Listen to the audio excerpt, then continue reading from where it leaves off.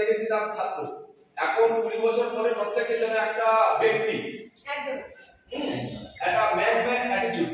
হ্যাঁ, সেটা আমরাও যখন 22-23 বছর আগে তখন আমরাও যেন একটা ছেলে মানুষের অবস্থা ছিল, আমাদের অনেকটা আবেগ কাটিয়ে এখন আমরা আবেগ আর যুক্তি মিশিয়ে আমাদেরকে চলাফেরা করতে হয় একটু সঙ্গে, আমাদেরকে পরিবর্তন আনতে হয় আমাদেরকে।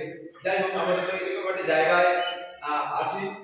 আর সবচেয়ে বড় কথা, প্রথমে তো 2023-এর সজলের সঙ্গে প্রথম সজল যাই হোক ফোন নাম্বার জোগাড় করে ওই প্রথম যোগাযোগ করতে শুরু করে। তো আমার তখন থেকেই মনে হয়েছিল বা আমি সুশান্ত দার কাছে শুনেছিলাম যে 2003-এর যে ছাত্রছাত্রীরা তারা রবিবারে বা মেন অনুষ্ঠানের আগেই তারা একটু মিলিত হতে চায়। আমি ঠিক আছে রবিবারের মধ্যে একটু সময় দেবো, কিন্তু যে আমাদের একটা মিটিং আজকে পড়ে গেছে, যে মিটিংটা করার কারণে হয়তো আসা, কিন্তু মিটিংটা যদি নাও থাকতো তোমাদের জন্য তো অবশ্যই আসতাম। এবং আর একটা কথা বলি যে না, অবশ্যই তোমাদের জন্য অবশ্যই আসতামই। সজল যখন বলেছি স্যার রবিবার আমরা আসতাম না, আসবো।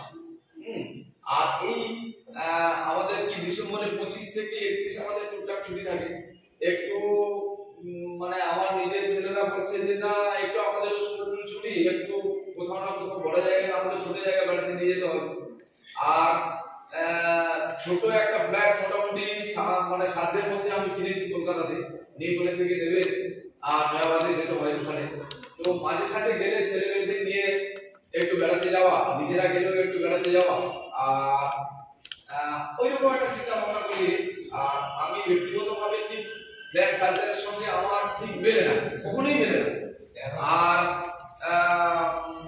মানে যারা তোমরা ছাত্রছাত্রী মানে বসে আছে আসো, আচ্ছা পরিচয় করে দিই। যারা শোনা বসো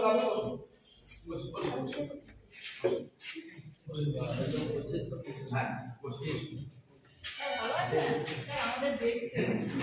আচ্ছা, বিক্ষিপ্ত ভাবে হয়তো স্যারের সঙ্গে আলাপ হয়েছে, তোমাদের না আলাপ হয়েছে আজকে? আচ্ছা।